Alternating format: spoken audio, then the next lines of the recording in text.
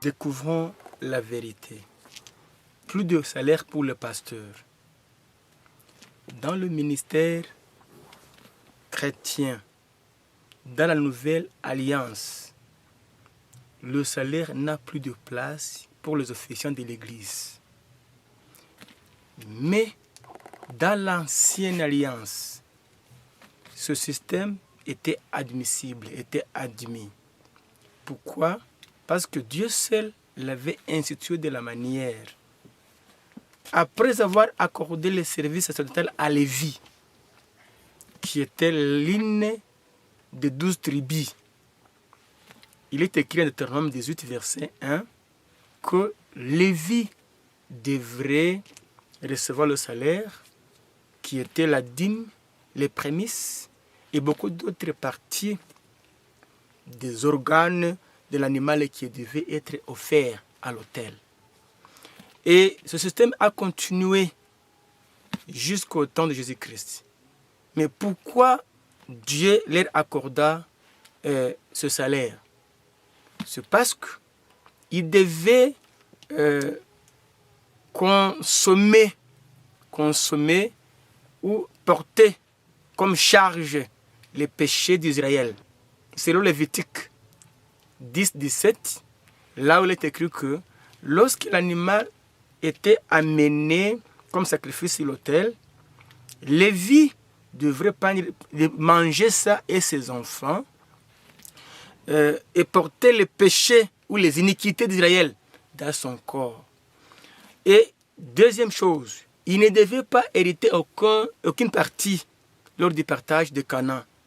Deutéronome 18, verset 1. Ainsi, Dieu lui a donné la dîme pour sa part, pour son héritage. Maintenant, avant que Jésus ne vienne, avant même Lévi, il y a eu un événement qui était préfiguratif et qui nous fait voir que lorsque Jésus apparaîtrait, ce système de salaire devait changer.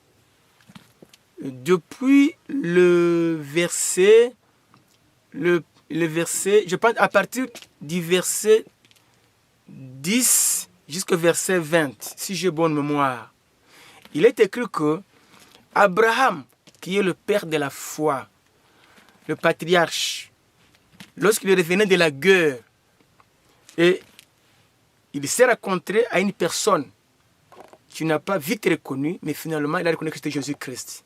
Il était appelé Melchisédek.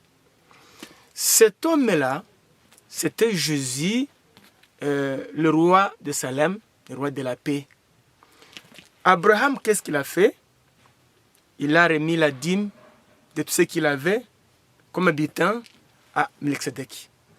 Maintenant, Paul va expliquer en Hébreu 7, versets 1 à 12, que ce geste qu'Abraham avait fait illustrait ou symbolisait la remise de Lévi, ou la remise de la dîme de la part de Lévi à Jésus-Christ. La remise de ses services sacerdotaux à Jésus-Christ.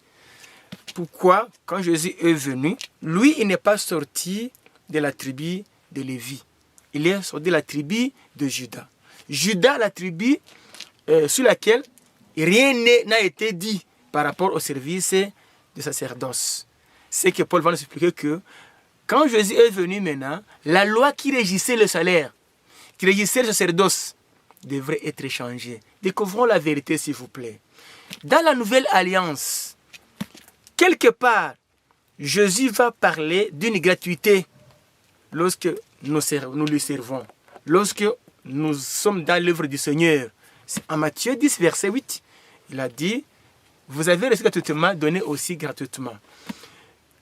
Paul va répéter la même chose en 1 Corinthiens 9, 18. Là, il va dire que un travail pour le Seigneur, c'est une gloire de travailler gratuitement. Mais quelque part dans la Nouvelle Alliance, le salaire est cité, ce qui amène beaucoup de confusion, ce qui fait beaucoup de confusion dans beaucoup d'esprits et qui lisent la Bible. Dans Luc 10, verset 5 à 7, il est écrit que lorsque vous allez dans l'évangile et que vous êtes reçu quelque part, vous devez partager avec eux ce qu'ils ont comme bien, le manger et le boire. Il a appelé ça un salaire. Mais ce n'est pas un salaire mensuel. Et Paul, en 2 Corinthiens 11, verset 8, il va parler d'un salaire. Il a dit, je dépouille toutes les églises et pour vous évangéliser, je les ai dépouillés, ils m'ont fait un salaire. Donc, ce que les églises amenaient comme assistance à Paul pendant ses besoins, il a appelé ça un salaire. Mais ce n'était pas un salaire mensuel. Maintenant, beaucoup de gens, en lisant là, Paul dit, j'ai reçu un salaire. Là où Jésus dit, lorsqu'on vous fait du manger, du boire, c'est un salaire. Les gens prétextent que, donc, en servant Dieu, nous avons droit de recevoir un salaire. Bien sûr, mais ce n'est pas un salaire mensuel. C'est lorsque il y a un besoin apparent, il faut que vous soyez assisté en tant que serviteur de Dieu. Mais ce n'est pas un salaire mensuel. Ça doit partir avec les besoins du moment.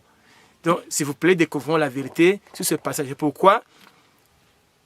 Acte 20, verset 17 au verset 33, Acte 20, 17 à 33, il est écrit que Paul a ordonné, a recommandé aux officiants de l'Église de ne travailler pour un salaire. Donc, ils devaient travailler gratuitement. C'est pourquoi il a dit, je travaille par ma main. Donc, vous voyez à ce besoin par ses mains.